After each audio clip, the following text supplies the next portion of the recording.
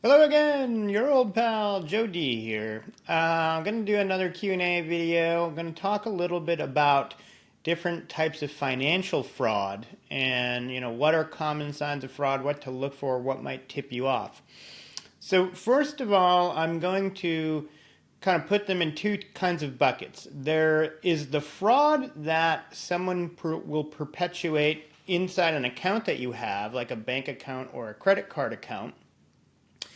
And that fraud won't necessarily, you know, be reported to your credit score or credit report because unless you detect the fraud inside the account and report it, and even if you do, it's not like someone has opened a new account on your social security number or something to that degree.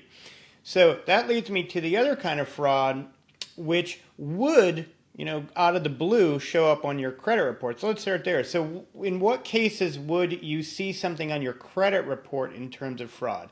In most cases, it's going to be someone that opened an account in your name, obviously without your permission and authority. That could be a credit card, that could be a bank account, primarily those two things. And I think the credit card is even, more the primary one. They open it in your name, they charge a bunch of stuff, and then of course they never pay it. And you end up with a bunch of debt that, you didn't incur, and now late payments and all sorts of damage to your credit report. In that case, if you have credit alerts from some kind of credit service, like I use Credit Karma, it's free, I would get an email alert saying, hey, you had some activity on your credit report. And you could log in and see that maybe there was a credit inquiry, a new account was open, and you could get to it early. If you're not getting those kinds of alerts, it might be a while before it comes to your attention. So I would recommend certainly that you just sign up for one of the free credit monitoring services and get some alerts somehow. A lot of times your bank or credit card will do that for you now as well. Now, cutting back to the kind of fraud that happens within the account, we'll talk about a couple flavors. I've experienced both kinds of fraud, both in my credit card and in my checking. What I've found in my checking account and what I've seen is someone created a counterfeit check with my account information on there, made it look like a check. You could probably just get them printed, actually, and then wrote a check, and that check eventually showed up in my online banking, and I was like, what is this? And I had to call the bank and got it resolved. That was one version.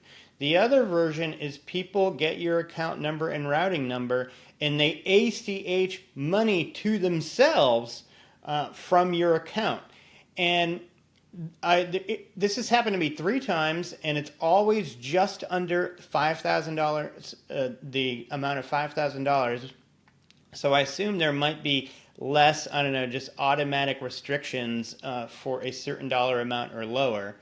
In all those cases, I used Bank of America. I was able to get that money back in reverse. So, thank God for that. Otherwise, on the credit card, people basically get your credit card, they get your credit card number, God knows how they do it, and they just start charging things. And all of a sudden, if you're paying attention to your credit card or you look at the statements, you'll eventually see charges that you didn't make. Credit cards are really good about, helping you resolve that and getting your money back. The problem there is a lot of people don't look at their statements. They don't really comb through there. So it's really easy for people to do 50, 30, 80, whatever charges periodically, and you really wouldn't be the wiser. So you might have heard me talk about using Quicken to just manage your personal finances in general. When you use a software like that, I go in every couple of weeks, I download all my transactions, I categorize them. It's just part of, how I manage my money.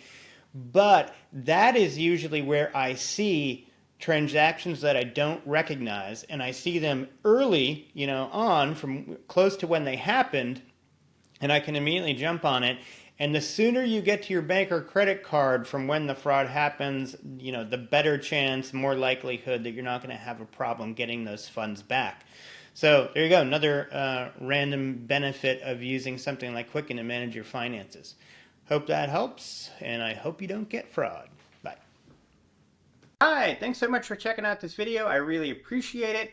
I also wanted to let you know about our new course, the Financial Independence Roadmap 2.0 Masterclass. It's an easy to follow guide on how to do personal finance the right way from top to bottom. So if you're looking to get your financial act together, this course will make it so much easier. I hope you check it out. There's a link in the description below. See you in the next video.